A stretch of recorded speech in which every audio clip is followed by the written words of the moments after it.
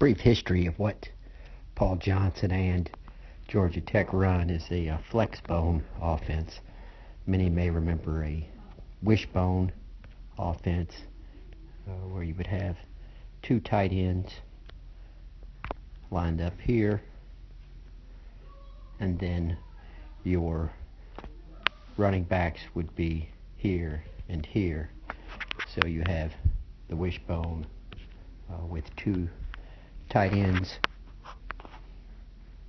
and three in the backfield with a quarterback under center.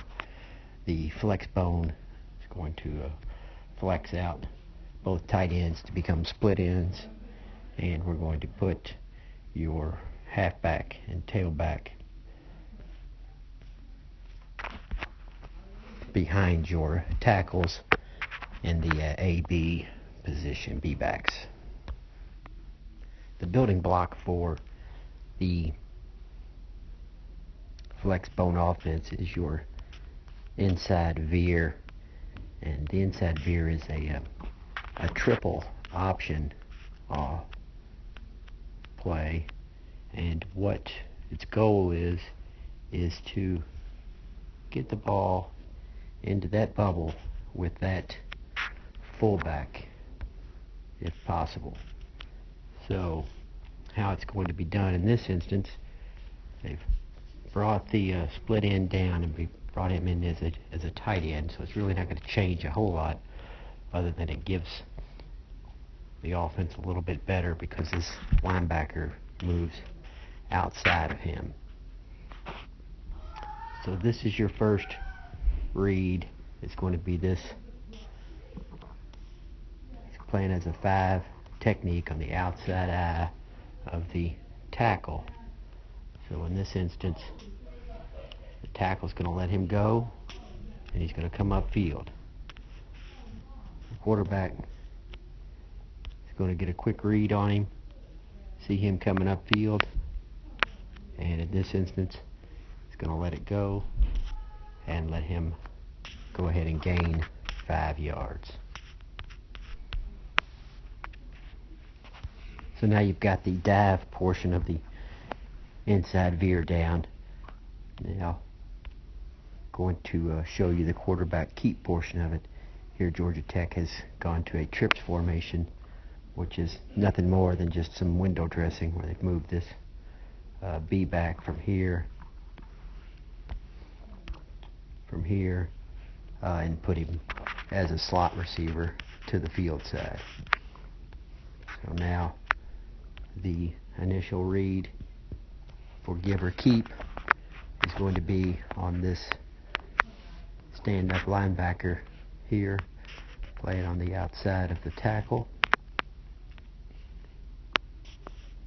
This tackle is going to come on down here and take the linebacker.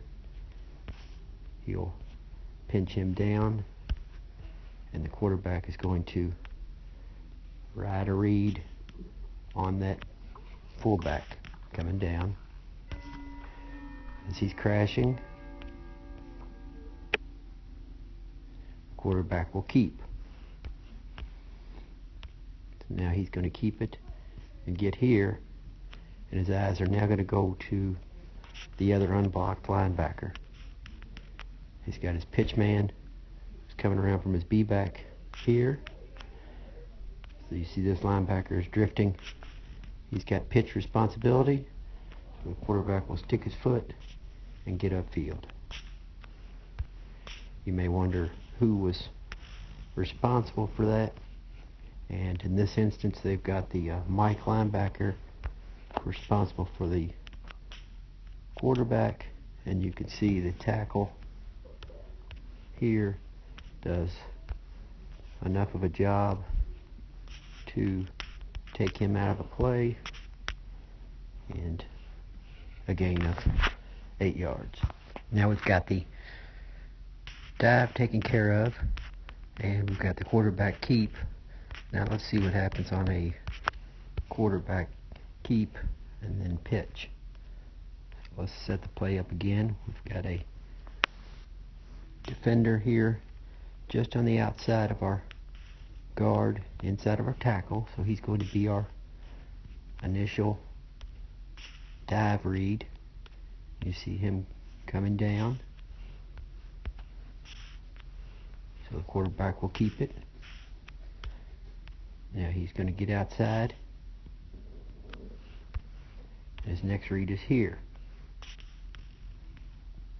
So he's going to get his eyes to him, see which way he's going to go. Notice he's committing towards the quarterback. Sees his numbers. You see numbers, you lose ball. So he pitches the ball there.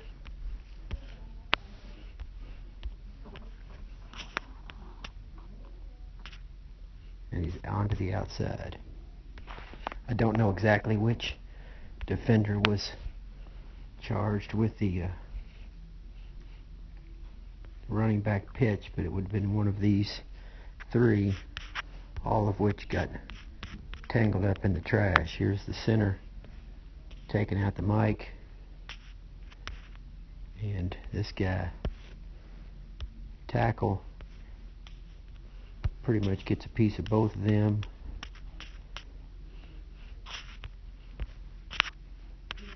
You're going to have defenders or offensive players diving at your legs.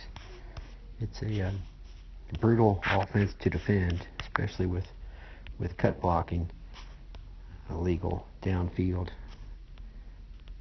which is not legal in high school, but well, you don't see much flexbone or as much of it.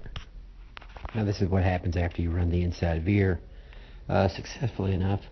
You notice we got all 8 players here into a run box with just 3 deep, and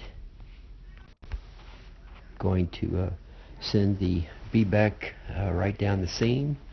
Going to fake the inside veer.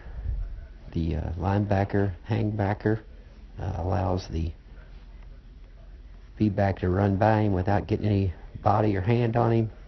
That puts the middle safety in a tough spot, and the quarterback's able to drill the seam for a pretty big chunk yard play. One way to try to disrupt the inside veer is to have a very explosive defensive end like Clemson. As he gets off of the ball, blows by the fullback and makes the tackle all in one. So he gets upfield so quick that really no chance here for the quarterback to even give it if he wanted to. So now he's stuck with the ball, and the quarterback, the defensive end, can make the tackle on him. Another way to stop the flexbone offense is to make sure that you get off of blocks. If you're being blocked, you can't remain blocked, and if you have a blocker approaching you, you've got to be able to avoid it in the proper fashion, into the proper place. Now here is a just another inside veer with the quarterback keep. So he's going to crash down to force the quarterback to keep it. Now he's coming outside with his eyes to the linebacker. Linebacker's numbers turn away, so the quarterback is going to stick his foot. Notice the B-back here, green square, misses the safety. So he misses the safety. He now has a free shot towards the quarterback.